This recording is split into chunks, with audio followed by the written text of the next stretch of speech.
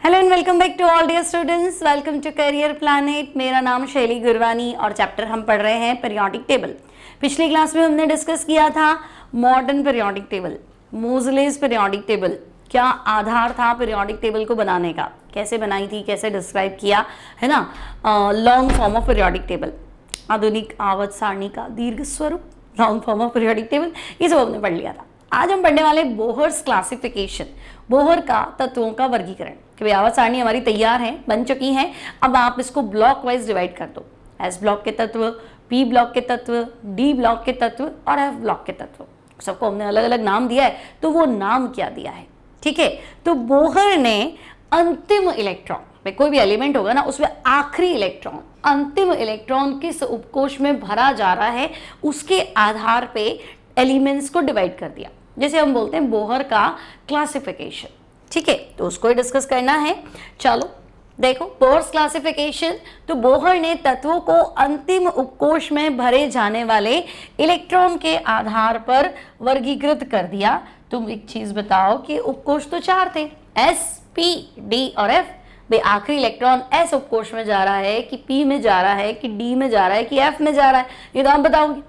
हाँ, तो उसके आधार पे इसके हिसाब से एलिमेंट्स भी चार तरह के हैं।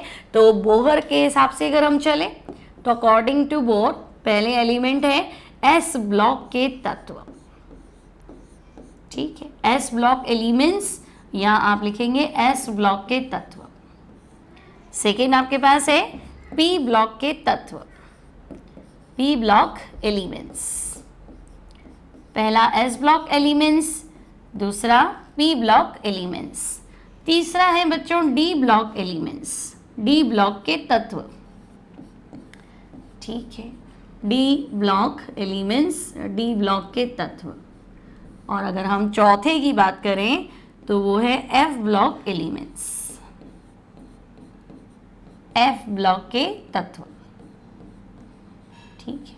चार हो गए, एस, पी, डी और एफ। अब एस ब्लॉक की बात करें तो देखो आधुनिक आवर्त सारणी अगर आपने बनाई है, पिछली क्लास में मैंने आपको सिखाई थी, बनवाई थी, है ना, तो एस ब्लॉक की बात करूं तो देखो लेफ्ट साइड में आपने बनाया था, याद करो, आपने लिखा था ग्रुप 1 और फिर आपने लिखा था ग्रुप 2, है ना। ग्रुप 1 में मैंने तुम्हें सिखाया था, तुम्हें से याद रखना हालीना, ठीक है, हालीना की पोटेशियम, रब से फरियाद, रुबीडियम सीजियम और फ्रेंशियम, ठीक है। और ग्रुप 2 मैंने आपको सिखाया था, देखो लिथियम के आगे बेरिलियम, तो बेटा मांगे कार स्कूटर, है ना, बेटा मांगे कार स्कूटर, बाप बेरियम, राजी रेडियम, ठीक है, याद है तुम्हें। तो बस यही तो है आपका एस ब्लॉक के एलिमेंट्स। बताओ तो एस ब्लॉक में दो ग्रुप है, ग्रुप 1, ग्रुप 2। मेंडलीव ने ग्रुप 1 को फर्स्ट डे नाम दिया था और मेंडलीव ने ग्रुप 2 को सेकेंड डे नाम दिया था। तो वैसे पढ़ो चाहे ऐसे पढ़ो ना बच्चों। ग्रुप 1 जो है ना, ग्रुप 1 की अगर मैं बात करूं, यानी हालीना, हाइड्रोजन, लिथियम, सोडियम, इनको हम नाम देंगे क्षार धातु। ग्रुप 1 के तत्वों का नाम बताइए स्पेशल, तो हम कहेंगे इनका नाम है क्षार धातु, एल्केली मेटल्स। क्षारीय प्रकृति के होते हैं इनके ऑक्साइड, है ना। सोडियम ऑक्साइड पानी में डाल दो NaOH, पोटेशियम ऑक्साइड पानी में डाल दो KOH, रुबीडियम, रुबीडियम हाइड्रोक्साइड। तो ये क्षारीय प्रकृति के और धातु तो है। अब इनका सामान्य इलेक्ट्रॉनीय विन्यास NS1 है ना। इनका जो कॉन्फ़िगरेशन आएगा देखो, हाइड्रोजन का क्या आएगा तो मैं कहूँगी 1s1, लिथियम का क्या आएगा 1s2 2s1, है ना। अगर आप 1 by 1 चेक कर ले इसका तो देखो, वापस देखते हैं। मान लो मेरे पास ये है हालीना, हालीना की रब से फरियाद, ठीक है। तो देखो कैसे लिखेंगे, तो बच्चा हाइड्रोजन का विन्यास होता है 1s1, ठीक है।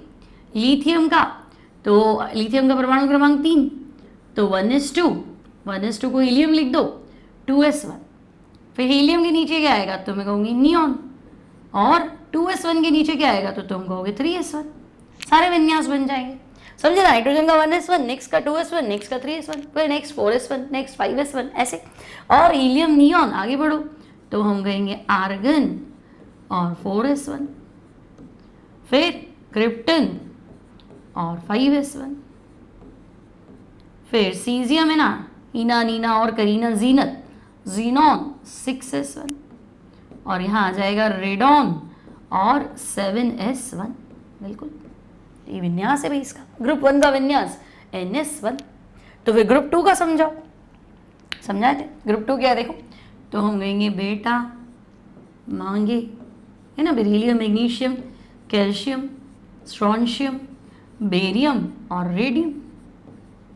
ठीक है ना, बेरिलियम तो बच्चे, बेरिलियम का परमाणु क्रमांक 1 से 20 तक तो वैसे ही याद करने थे, तो बेरिलियम का परमाणु क्रमांक 4 है, तो 4 है, तो देखो परमाणु क्रमांक 4 मतलब 1s2, और 1s2 को हीलियम लिखते हैं, 1s2 2s2, helium 2s2।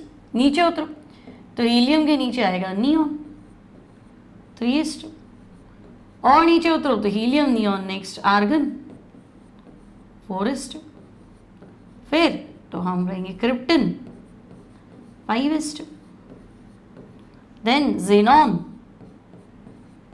6s2, और फाइनली रेडॉन एंड 7s2। बिल्कुल, तो इनका विन्यास NS1 है ना। और ग्रुप 2 की बात करें तो हम कहेंगे ग्रुप 2 को हम नाम देंगे क्षार मृदा धातु। बात समझ में आई? ग्रुप 2 को हम क्या नाम देंगे? क्षार मृदा धातु। ग्रुप 1 को क्या नाम दिया? क्षार धातु। ग्रुप 1 के तत्वों का सामान्य इलेक्ट्रॉनीय विन्यास क्या है? NS1। ग्रुप 2 के तत्वों का सामान्य इलेक्ट्रॉनीय विन्यास क्या है? NS2। ठीक है, तो फिर वो पूछ ले कि भाई S ब्लॉक के तत्व, तो S ब्लॉक यानी ऐसे एलिमेंट्स जिनमें आखिरी इलेक्ट्रॉन S उपकोष में भरा जाता है। ठीक है, अगर हम इसको थोड़ा डिटेल में पढ़ लें,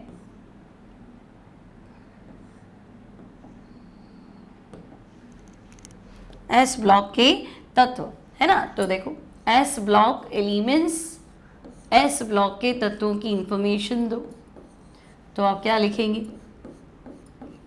तो हम लिखेंगे S ब्लॉक के तत्व यानी अंतिम इलेक्ट्रॉन कहाँ भरना है? S उपकोष में। तो वे तत्व जिनमें अंतिम इलेक्ट्रॉन, वे तत्व जिनमें अंतिम आखिरी इलेक्ट्रॉन कहाँ गया? तो हम कहेंगे अंतिम इलेक्ट्रॉन S उपकोष में। अब अंतिम इलेक्ट्रॉन S में जा रहा है, इसलिए हमने हाइड्रोजन को ग्रुप 1 में रखा है। वैसे तो हाइड्रोजन हैलोजन के साथ अच्छे से मैच हो रहा था भाई, फ्लोरीन, क्लोरीन, ब्रोमीन, आयोडीन, एक इलेक्ट्रॉन ले लो, उत्कृष्ट गैस में परिवर्तित हो जाओ, तो हाइड्रोजन भी एक इलेक्ट्रॉन है, एक मिल जाएगा तो हीलियम में कन्वर्ट हो जाएगा। तो प्रॉब्लम ये थी कि भाई ग्रुप 1 में रखना जरूरी था क्योंकि S ब्लॉक का है, तो इसको वही सेट कर दिया हमने, है ना। तो वे तत्व, हालांकि हाइड्रोजन की और भी कैरेक्टर है, हाइड्रोजन +1 भी तो होता है, क्यों ही लेना एक इलेक्ट्रॉन, क्यों ही -1 ना, हाइड्रोजन की ज्यादातर कंपाउंड में तो हाइड्रोजन +1, इसलिए भी हमने फिर उसको ग्रुप 1 में सेट किया। तो वो कंट्रोवर्सी है ना, विवादास्पद स्थिति आज भी है। तो वे तत्व जिनमें अंतिम इलेक्ट्रॉन कहाँ भरा? तो हम कहेंगे अंतिम इलेक्ट्रॉन S उपकोष में भरा जाता है। ठीक है, last electron is filled in S subshell, S उपकोष में भरा जाता है। उनको क्या बोलेंगे? तो उनको हम S ब्लॉक के तत्व बोलेंगे। ठीक है, हमारी टेबल में कौन से? तो हम कहेंगे हमारा ग्रुप 1 और ग्रुप 2। तो आवर्त सारणी में ग्रुप 1 और ग्रुप 2। ठीक है, आवर्त सारणी में ग्रुप 1 और ग्रुप 2 S ब्लॉक से संबंधित है। ठीक है, group 1 and group 2 are related to S block, S block से संबंधित है। इतना भी क्लियर? तो ग्रुप 1 के लिए आपकी खास बात, तो हम कहेंगे देखो ग्रुप 1 है और इसको हम क्षार धातु नाम दे रहे हैं।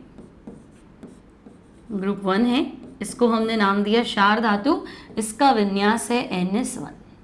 और ग्रुप 2, इसको हम नाम दे रहे क्षार मृदा धातु। ठीक है भाई, ग्रुप 2 को क्या नाम देंगे? क्षार मृदा धातु, और इसका विन्यास क्या है? NS2। ठीक है, अब बच्चे ग्रुप 1 मेंडलीव के हिसाब से फर्स्ट A है और ग्रुप 2 मेंडलीव के हिसाब से सेकंड A है। ठीक है, अब इन तत्वों का सामान्य इलेक्ट्रॉनीय विन्यास, मान लो एग्जाम में सवाल पूछे कि भाई आप तो ऐसा करो, S ब्लॉक के एलिमेंट्स का, S ब्लॉक के तत्वों का सामान्य इलेक्ट्रॉनीय विन्यास बता दो, जनरल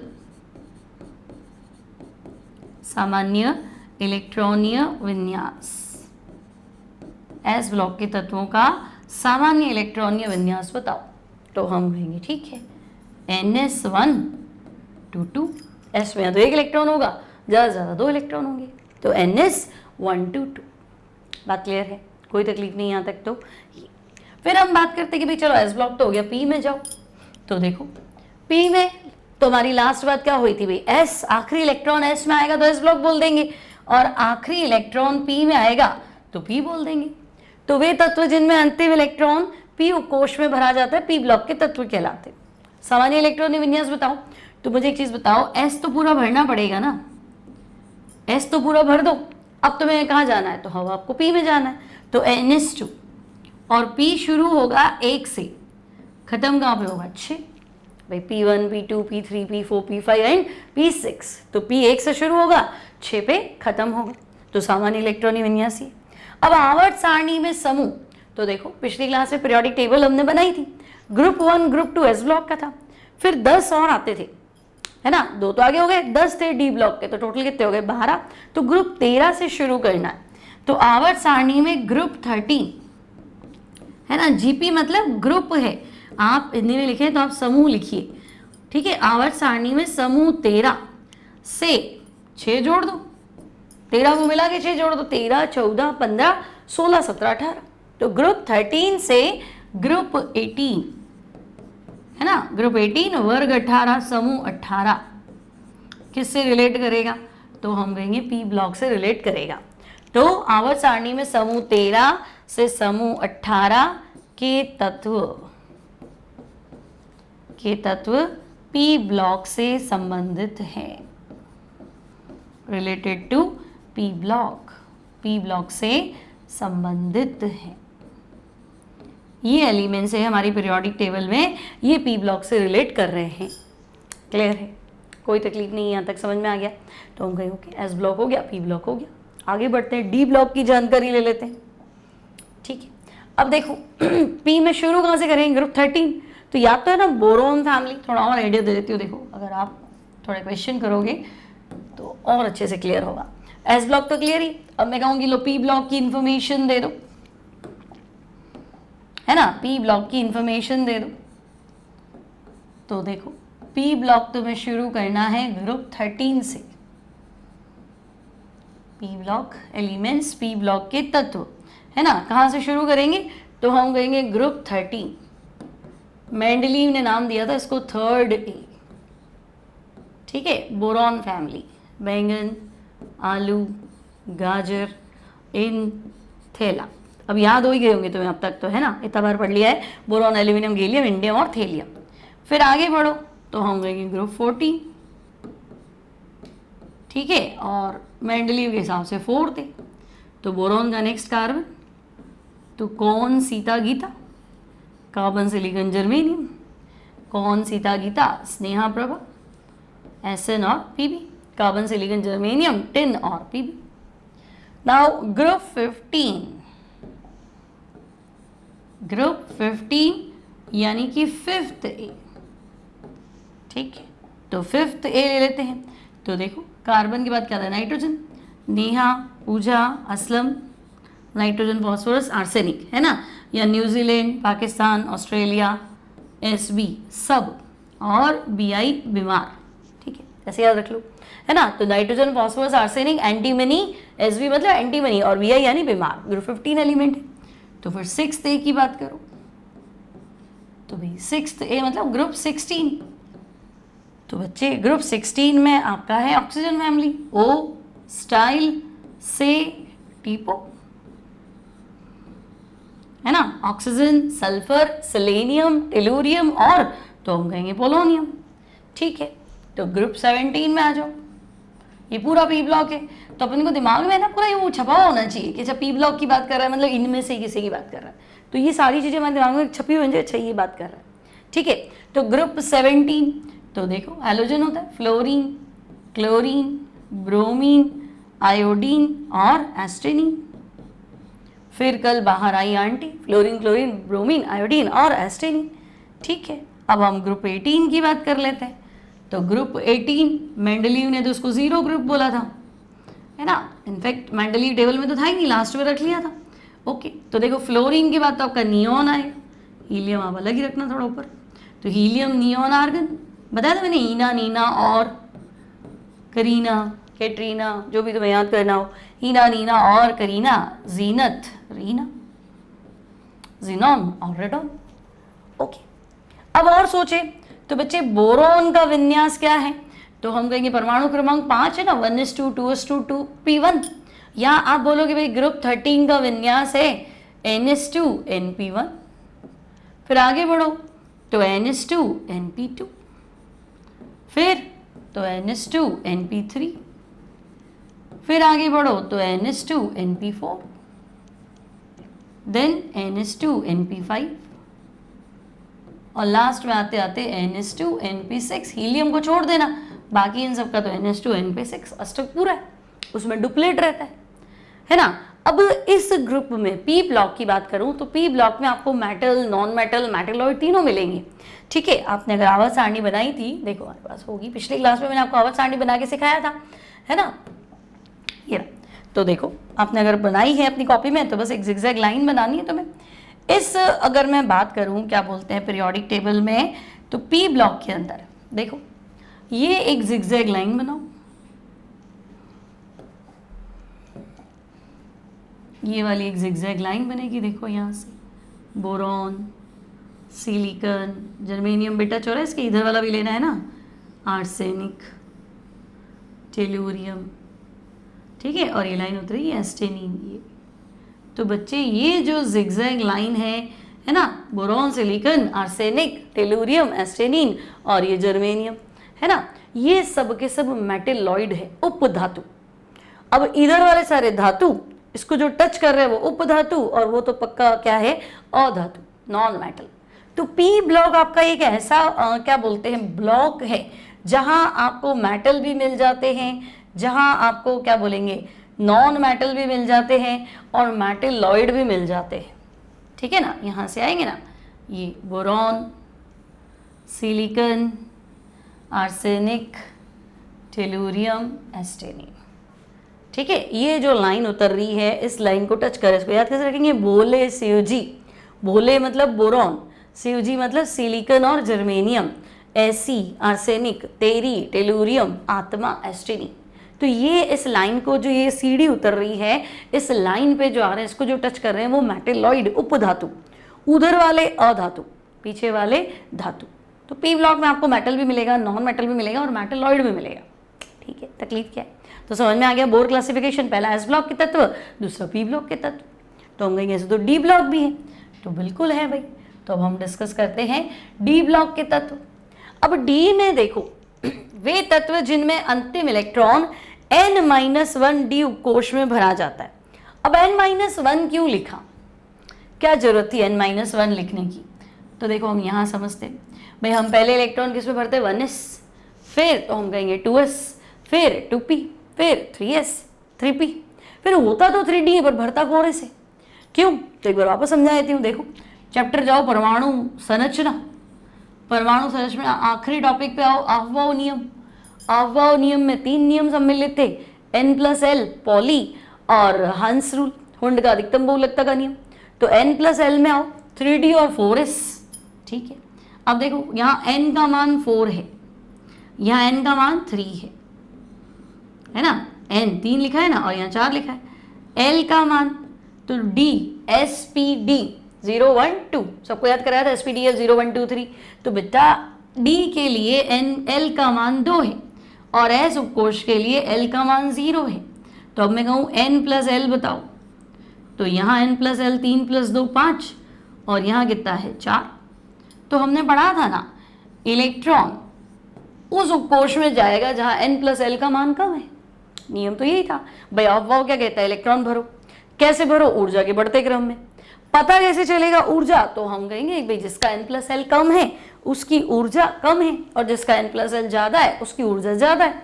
तो 3d पहले भरोगी 4s, तो हम कहेंगे जिसका n+l कम है, तो 4s का n+l कम है ना, तो इलेक्ट्रॉन पहले कहाँ जाएगा, तो हम कहेंगे 4s। इलेक्ट्रॉन पहले 4s उपकोष में भरा जाएगा। Before filling electron in 3d 4s is filled first. तो इलेक्ट्रॉन पहले 4s उपकोष में जाएगा। तो भाई 3 होते हुए भी 4 पहले भरेगा, तो 4s भरने के बाद 3 भर रहे हो, 4s भरने के बाद में 3 भर रहे हो, है ना। तो 4 को अगर n मान लूं तो 3 तो n-1 हो गया, और d है तो d मान लो। तो बच्चे अगर 4s को तुम क्या बोले ns लिखते हो, 4s को तुम क्या लिखते हो ns लिखते हो, तो 3d को क्या लिखना पड़ेगा n-1d। तो हम कहेंगे हाँ 4s पहले भरना है 3d बाद में भरना है, मतलब ns पहले भरना है और d एक पीछे चलेगा। तो वे तत्व जिनमें अंतिम इलेक्ट्रॉन n-1d उपकोष में भरा जाता है उनको क्या बोलते हैं, डी ब्लॉक के तत्व बोलते हैं, डी ब्लॉक के तत्व कहलाते हैं। ठीक है, परिभाषा दो डी ब्लॉक के तत्व की, तो ऐसे मत लिख देना। एस ब्लॉक में क्या लिखा था कि आखिरी इलेक्ट्रॉन एस उपकोष में भरना है, पी में क्या लिखा था आखिरी इलेक्ट्रॉन पी में भरना है। यहाँ ये नहीं लिखना आखिरी इलेक्ट्रॉन डी में भरना है, यहाँ लिखना है अंतिम इलेक्ट्रॉन n-1d उपकोष में जाएगा। ठीक है, अब विन्यास बताओ, तो देखो s तो पहले भरना है, तो मैं विन्यास लिख देती हूँ ns2। अब अर्धपूरित करना हो तो ns1, और एक केस ऐसा मिलेगा जहाँ ns0 भी होगा। तो देखो सही तो है ns0 से 2, अब कहीं 1 2 लिखा है तब भी ठीक है, क्योंकि एक ही केस है जब मुझे ns0 मिलेगा, बाकी तो ns1 या 2 ही होता है। ठीक है, तो ऐसे लिख रही हूँ मैं फिलहाल तो, जो क्योंकि एक भी केस मिला तो लिखना तो पड़ेगा ना। और n-1d, d में कितने भरते हैं, तो भाई 1 से शुरू करेंगे और 10 पे खत्म करेंगे। तो पहले तो हम s भर देंगे s2, फिर d1 d2 d3 d4 d5 d6 ये करते रहेंगे। फिर मान लो कहीं मुझे हाफ फील्ड मिल रहा है, एक इलेक्ट्रॉन एक्स्ट्रा है अर्धपूरित की में, या पूर्ण पूरित आ रहा है और एक इलेक्ट्रॉन एक्स्ट्रा है, तो मैं क्या करूंगी कि d पहले भर दूंगी और है ना s में एक ही रख लूंगी, ऐसे है ना, s में एक कम करके d में अपना हाफ फिल कर दूंगी, फुल फिल कर दूंगी, इस तरीके से। ठीक है, तो ये हो गया। और एक आध केस मिलेगा कि मुझे पूरा ऑक्टेट पूरा d फुल करना है लेकिन s खाली रखना पड़ रहा है, तो वो भी जरूरी है, तो वो एक ही केस है ऐसे। फिर इनको हम संक्रमण तत्व भी कहते हैं। डी ब्लॉक के तत्वों का दूसरा नाम क्या है, संक्रमण तत्व भी है। बस हम किसको संक्रमण नहीं बोलेंगे, तो भाई हम जिंक कैडमियम मरकरी, है ना, इनको छोड़ देते हैं। जिंक कैडमियम मरकरी को छोड़ के हमारे पास जितने भी एलिमेंट्स है उन्हें हम संक्रमण तत्व बोलेंगे। जिंक कैडमियम मरकरी को आप छोड़ो, इसके अलावा आप इनको क्या बोलो, डी ब्लॉक के तत्व बोलो या संक्रमण तत्व बोलो। ठीक है, अब क्वेश्चन आता है कि भाई इनको आपने क्यों छोड़ा है, क्या कारण है कि आपने सेकंड बी के तत्व जिंक कैडमियम मरकरी को संक्रमण तत्व नहीं माना है, वजह बताओ। तो बच्चे देखो संक्रमण तत्व का रीजन है ना, संक्रमण तत्व की परिभाषा बताओ, तो आप डेफिनेशन लिखो, वे तत्व या आयन। ठीक है, बस यही आंसर छुपा है। तत्व होगा तब भी चलेगा, आयन है तब भी चलेगा। तो वे तत्व या आयन जिनमें, ठीक है भाई, वे तत्व या आयन जिनमें वे तत्व या आयन जिनमें क्या हो, तो हम कहेंगे जिनमें n-1d उपकोष रिक्त होता है।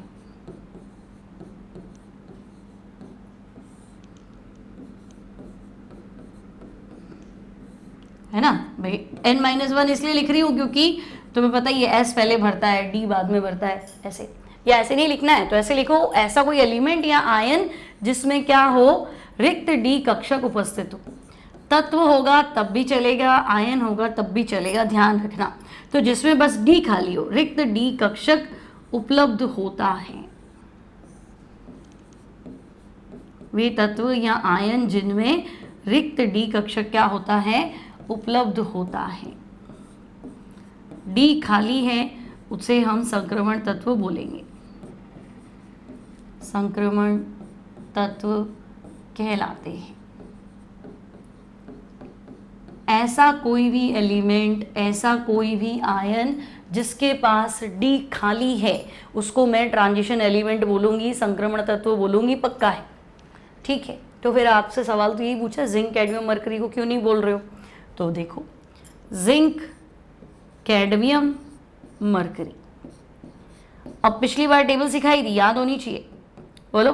परमाणु क्रमांक 21 से 30 सिखाया था, SCTV कार में फेकोनी कुंजी, है ना। या चलो इतना तो पता है कि भाई Sc स्कैंडियम टाइटेनियम शुरू करते तो जिंक खत्म होता है आखिरी, जिंक के बाद आपका ये सेकंड बी है ना, तो उसके बाद फर्स्ट ए शुरू होता है समूह 13, ठीक है। सेकंड बी के तत्व, सेकंड बी आवर्त सारणी में मॉडर्न टेबल में ग्रुप 12 है, ग्रुप 12 के बाद ग्रुप 13 तो बी ब्लॉक है, ठीक है। तो देखो इसका परमाणु क्रमांक 30 है, 18 जोड़ दो 48 और यहाँ 32 का गैप है तो 80 है। अब जिंक में परमाणु क्रमांक 30, इलेक्ट्रॉन या विन्यास पे आओ तो देखो 18 पे आर्गन समाप्त होता है, 18 पे कौन सी उत्कृष्ट गैस समाप्त हुई? आर्गन, क्योंकि फिर तुम सीधा 36 पे चले जाओगे, 18 18 36 आएगी क्रिप्टन, तो क्रिप्टन लेना नहीं है मुझे, 36 पे जाना नहीं है, 30 वाले की बात करनी है तो 18 बना दिया। या फिर तुम पूरा लिखो 1s2 2s2 2p6 3s2 3p6, तो 1s2 2s2 2p6 3s2 3p6 18, 3p6 के बाद में तुम क्या करोगे? 4s2 भरोगे, क्योंकि 3d तो भर नहीं सकते, पहले s भरना जरूरी है। तो मैंने कहा 1s2 2s2 2p6 3s2 3p6 को मैं आर्गन लिखती हूँ, आर्गन 18, सबको याद रह जाएगा। अब 3d भरने से पहले अगला d, s तो पहले भरना पड़ता है, d तो एक पीछे चलता है, यहाँ पे लिखा ना n-1d, तो 4s2, लेकिन ये तो 30 है ना, तो 18 और 2 20 हुए, तो ये 3d 10 है ना, आर्गन 18 2 20 और ये 30। अब इसके नीचे उतरो तो देखो विन्यास कैसे सिखाया था, आर्गन का नेक्स्ट क्रिप्टन। अब ये 4s2 3d10 है तो इसका नेक्स्ट क्या होगा? तो 4s की जगह 5s, कोष बढ़ जाता है, और 3d10 की जगह ये क्या हो गया? 4d10। फिर नीचे उतरो तो आर्गन क्रिप्टन नेक्स्ट क्या है? तो हम कहेंगे ज़ीनॉन। तो 4s2 का नेक्स्ट 5s2 और 5s2 का नेक्स्ट तो 6s2, 3d10 का अगला 4d10 और 4d10 का अगला तो मैं कहूँगी 5d10।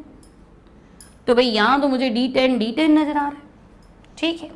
अब इनके आयंस की बात कर लेते हैं, जिंक +2, कैडमियम +2, मरकरी +2। भाई ये लोग एक एक आयन बनाते हैं। जिंक का एक आयन बताओ, जिंक +2 एक ही है, जिंक +1 नहीं होता है, +3 नहीं होता है, कैडमियम भी +2 और मरकरी भी +2, ठीक है। मरकरी +1 भी होता है, लेकिन ज़्यादा से ज़्यादा मरकरी +2। तो हम कहेंगे ओके। अब 2 इलेक्ट्रॉन त्याग दे तो बेटा देखो 4s बाहर है, 3d अंदर है ना। भरने का तो कुछ भी नियम हो सकता है, निकलने का कोई नियम नहीं है। इलेक्ट्रॉन फिलिंग आपके हाथ में, ऊर्जा के बढ़ते क्रम में भरो, इलेक्ट्रॉन बाहर निकलने का कोई नियम नहीं है। इलेक्ट्रॉन बाहर वही जाएगा जो सबसे बाहर वाला है, सबसे बाहर वाले को पहले खींचा जाएगा, फिर उसके अंदर, फिर उसके अंदर, ठीक है। तो हम कहेंगे ओके भाई। जिंक +2 की बात करो तो आर्गन 2 इलेक्ट्रॉन कम कर देते हैं तो ये 3d10, यहाँ पे 2 कम कर दो तो ये हो गया क्रिप्टन 4d10, और इसमें कम कर दो तो ज़ीनॉन और 5d10। तो मुझे डी खाली चाहिए था और मुझे कहीं नौबत नजर आ नहीं रही है, ना तो जिंक कैडमियम मरकरी में डी खाली है, ना इनके आयंस में डी खाली। तो डी खाली होगा तो संक्रमण तत्व बोलोगे ना, डी खाली है ही नहीं, तो आपको आंसर क्या देना है? तो आप बोलोगे भाई साफ बात, जो आपको दिख रही हो साफ बोलो उसको, है ना। तो आप क्या बताओगे? न तो जिंक कैडमियम मरकरी, है ना, नीदर जिंक कैडमियम मरकरी, न तो जिंक कैडमियम मरकरी, न ही जिंक +2, कैडमियम +2 और मरकरी +2 में रिक्त डी कक्षक उपस्थित है। न तो जिंक कैडमियम मरकरी में है, न ही इनके आयंस में है, रिक्त डी कक्षक उपस्थित है। और शर्त क्या है? आपका डेफिनेशन क्या है? तो हम कहेंगे डेफिनेशन तो बोल रहा है डी खाली होना चाहिए। डेफिनेशन क्या कह रहा है? अगर डी खाली है तो संक्रमण तत्व। हम कहेंगे नहीं, ना तो इनमें न इनके आयन में रिक्त डी कक्षक उपस्थित है ना, मतलब नहीं है, ना तो इनमें न ही इनमें रिक्त डी कक्षक उपस्थित है, अतः ये संक्रमण तत्व नहीं है ना। इनको आपको संक्रमण तत्व नहीं मानना है। देखो थोड़ी जगह कम है, थोड़ा आप सुन के लिख लो। न तो जिंक कैडमियम मरकरी, न ही जिंक +2 कैडमियम +2 मरकरी +2, न तो इनमें न इनके आयन में रिक्त डी कक्षक नहीं है। तो नहीं है तो फिर इनको संक्रमण तत्व नहीं बोला जाएगा। बात समझ में आ गई आपको मेरी? ठीक है, तीसरी बात है क्लियर। अब हम आते हैं कि भाई चलो डी ब्लॉक भी हो गया, एफ ब्लॉक के तत्व। तो देखो एफ में अगर जाओगे ना तो और गड़बड़ है। गड़बड़ कैसे? पहले इलेक्ट्रॉन 1s में भरा, फिर 2s में भरा, फिर 2p, फिर 3s, फिर 3p, फिर 3d नहीं गया, 4s, फिर 3d, है ना, फिर 4p, फिर 5s, फिर 4d, फिर 5p, फिर 6s, f तो आया ही नहीं, फिर 4d। तो हम कहेंगे अच्छा 6s के बाद में 4f, नॉट 4d, 4f, तो 6s के बाद में 4f है ना। अगर मैं आपको बताऊं कि n प्लस एल निकाल के देखो, n निकालो, l निकालो और n प्लस एल निकालो, किसकी बात कर रहे हैं? तो 6s और 4f की। तो देखो n का मान 6, n का मान 4, s के लिए SPDF l बराबर 0 और SPDF 0 1 2 3, तो f उपकोष के लिए l का मान 3, तो यहाँ n प्लस एल आएगा 6 और वहाँ n प्लस एल आएगा 7। तो सीधी सी बात है n प्लस एल जो है वो 6s का कम। तो ये तो पक्का है, मुझे पहले 6s फिल करना है, उसके बाद में 4f भरेंगे। ठीक है, तो 2 घर पीछे चल रहे हो बच्चों, ध्यान से देखो, 6s पहले भर रहे हो, 4f बाद में भर रहे हो। तो अगर आपको डेफिनेशन बनानी है तो वे तत्व जिनमें अंतिम इलेक्ट्रॉन, वे तत्व जिनमें अंतिम इलेक्ट्रॉन, आखिरी इलेक्ट्रॉन किस में भर रहे हैं? तो देखो 6s पहले भरना है 4f, तो बेटा अगर ये ns है तो ये 2 घर पीछे है ना, 6 का 4, तो n का क्या हुआ? n-2 f। तो वे तत्व जिनमें अंतिम इलेक्ट्रॉन n-2 f उपकोष, d में 1 घर पीछे चलते हैं, इसमें 2 घर पीछे चलते हैं। तो वे तत्व जिनमें अंतिम इलेक्ट्रॉन n-2 f उपकोष में भरा जाता है, आखिरी इलेक्ट्रॉन आपको यहां भरना है, n-2 f उपकोष में भरा जाता है, f ब्लॉक के तत्व कहलाते हैं। ठीक है भाई, f ब्लॉक के तत्व कहलाते हैं।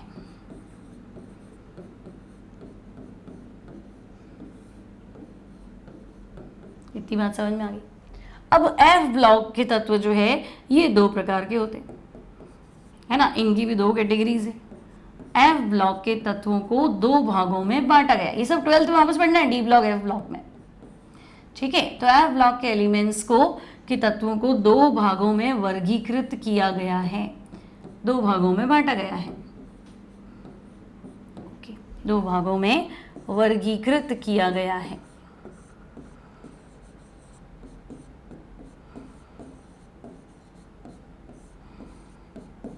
कौन कौन से भी f ब्लॉक के एलिमेंट्स को आपने कैसे बांटा?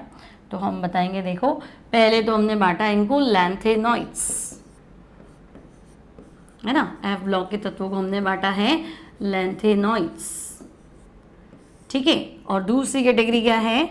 तो हम कहेंगे दूसरी कैटेगरी है एक्टिनॉइड्स, लैंथेनॉइड्स और एक्टिनॉइड, है ना। लैंथेनॉइड मतलब लैंथेनम के बाद वाले तत्व जिनको हमने आवर्त सारणी में जगह नहीं दी है ना, लैंथेनम के बाद आने वाले तत्व। ठीक है, और एक्टिनॉइड्स तो एक्टिनियम, परमाणु क्रमांक 89, लैंथेनम 57। ठीक है, तो एक्टिनियम 89 के बाद आने वाले तत्व। हालांकि आवर्त सारणी में लैंथेनॉइड और एक्टिनॉइड की स्थिति वही है जो लैंथेनम की है, जो एक्टिनियम की है। लैंथेनम आपने कहाँ रखा है? तो हम कहेंगे 3D का पहला तो SCTV था, 4D का पहला याजीर नवाब था, 5D का पहला लाहफ था। तो लैंथेनम 5D, मतलब पहला एलिमेंट D का तो ग्रुप 3 सॉरी, क्योंकि S ब्लॉक में ग्रुप 1, ग्रुप 2, ग्रुप 3, तो इनका वर्ग 3 है। आवर्त बाह्यतम कोश होता है, जैसे लैंथेनॉइड में 6s के बाद 4f भरोगे ना तो आवर्त 6 है, और इसकी आवर्त संख्या 7 है क्योंकि इसके जस्ट नीचे। तो एक्टिनियम के बाद आने वाले तत्व।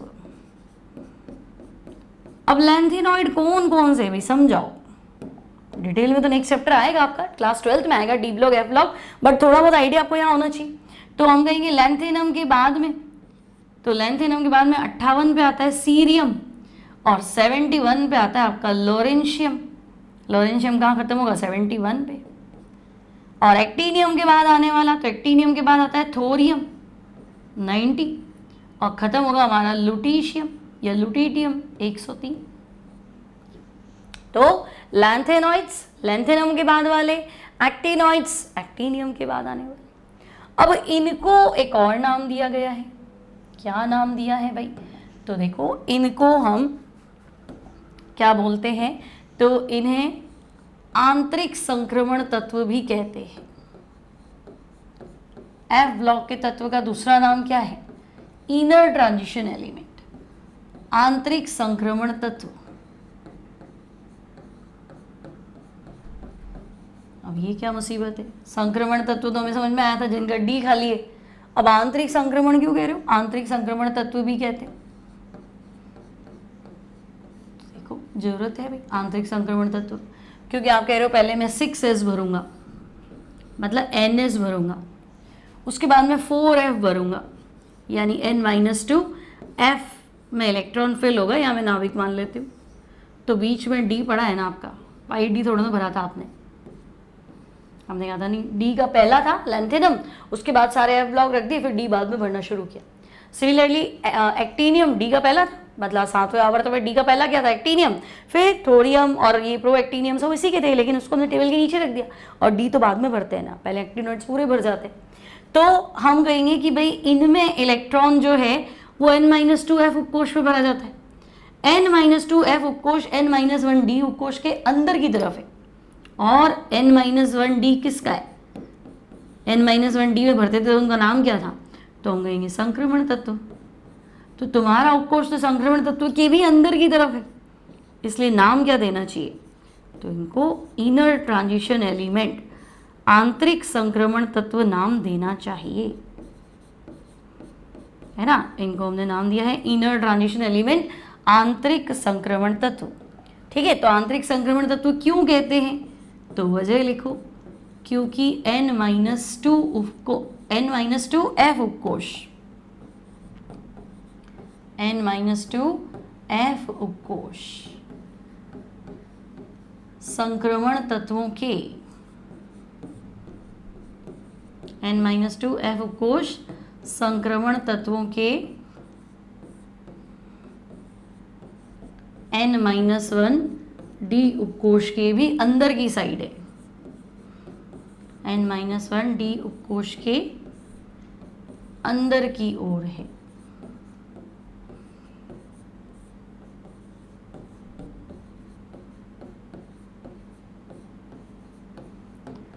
इसलिए हमने इनको नाम दे दिया आंतरिक संक्रमण तत्व, कि भाई संक्रमण तत्व हम तो उसके अंदर भर रहे हैं, तो आंतरिक संक्रमण तत्व। ठीक है, फिर बच्चे एफ ब्लॉक के तत्वों को दुर्लभ मृदा तत्व भी कहते हैं। अभी सब क्वेश्चन 12th में कराऊंगी, है ना, और एमसीक्यूज होंगे तो उसमें वजह आ जाएगी, तब बताएंगे हम आपको, लिखवाएंगे तब। ठीक है, बता तो देती हूँ, एफ ब्लॉक के तत्वों को दुर्लभ मृदा तत्व। अब नाम से समझ में आ रहा है दुर्लभ, तो पहले इनका परसेंटेज बहुत कम था, बहुत ज़्यादा खोज तो ही नहीं थी, तो इनकी उपलब्धता प्रकृति में क्या थी? बहुत कम थी। मृदा तत्व, तो मृदा तत्व, क्षार मृदा धातु पढ़ा था ना, है ना, उनके साथ ये मिलते थे, तो इनको दुर्लभ मृदा तत्व भी कहते हैं। रेयर अर्थ मैटर्स, दुर्लभ मृदा तत्व भी कहते हैं। समझ में आ गया? आंतरिक संक्रमण तत्व कह रहे हैं, वजह क्या है? दुर्लभ मृदा तत्व कह रहे हैं, वजह क्या है? ठीक है, अब इनका सामान्य इलेक्ट्रॉनीय विन्यास लिखे तो, सबका लिखा, इसका नहीं लिखा। एफ ब्लॉक के तत्वों का सामान्य इलेक्ट्रॉनीय विन्यास लिखो। ठीक है, एफ ब्लॉक के तत्वों का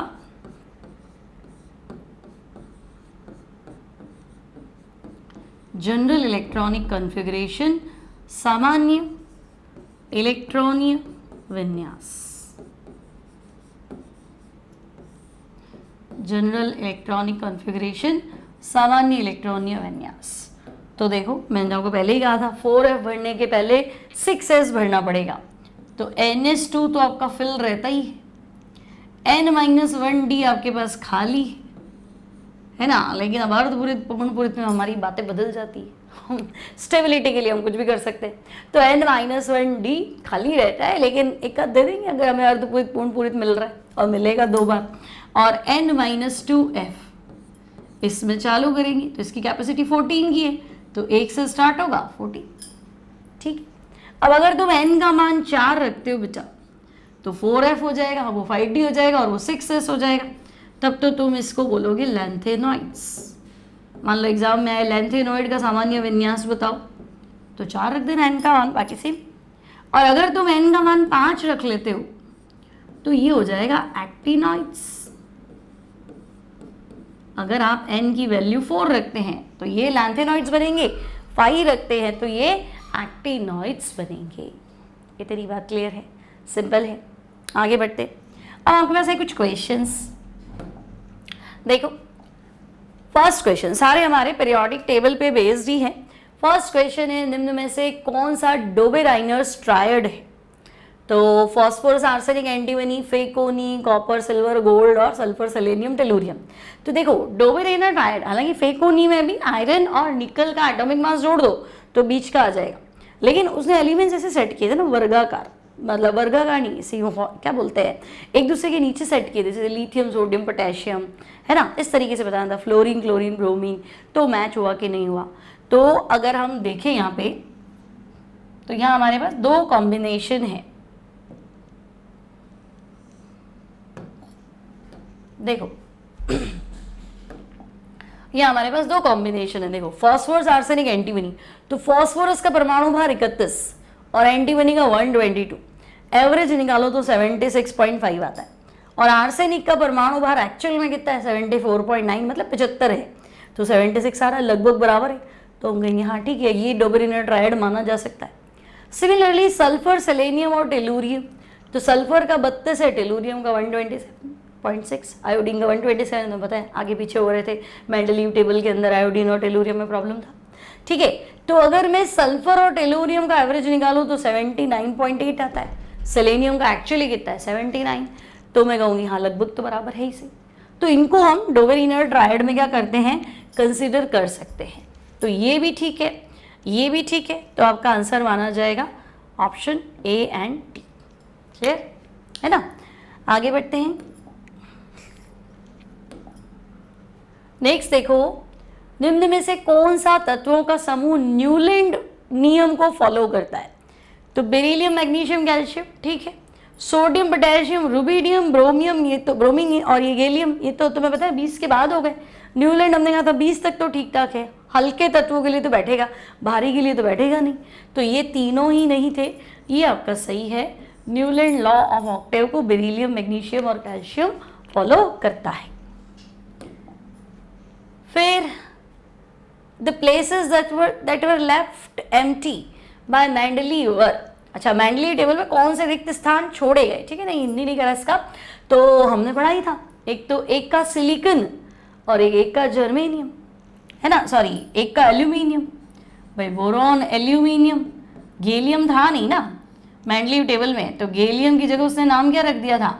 तो हम कहेंगे उसने नाम रखा था एक का एल्यूमिनियम। ठीक है। सिमिलरली कार्बन, सिलिकन और जर्मेनियम तो था नहीं, तो जगह खाली छोड़ दी और उसने नाम क्या रख दिया था?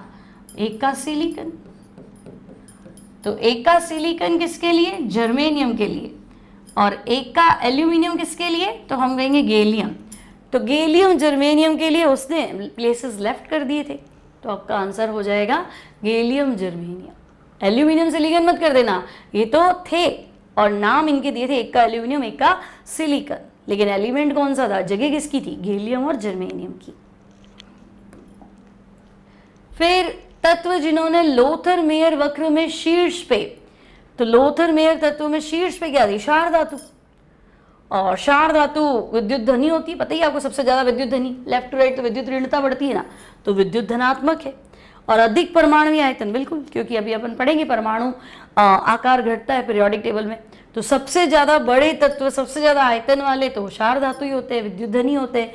तो ये सारे कैरेक्टर मैच कर रहे हैं भी। देन डोबेराइनर ट्रायड में सभी 3 तत्व समान है। क्या थे? गुण समान थे, ऊपर से नीचे उन्होंने रखा था ना, लिथियम, सोडियम, पोटेशियम, गुणों में समानता थी। बेरिलियम, मैग्नीशियम, कैल्शियम, गुणों में समानता थी, तो गुण समान थे। इलेक्ट्रॉनीय विन्यास, तब तक तो कॉन्सेप्ट भी नहीं आया था इलेक्ट्रॉनीय विन्यास का। और कोशों की संख्या, ये तो वैसे भी गलत हो जाएगा, तो आपको बताना है गुणों में समानता थी डोबेराइनर ट्रायड में। ठीक है। फिर आवर्त सारणी के दीर्घ रूप के लिए कौन सा कथन गलत है? तो आवर्त की संख्या 7 तथा समूह 18, ये तो सही है।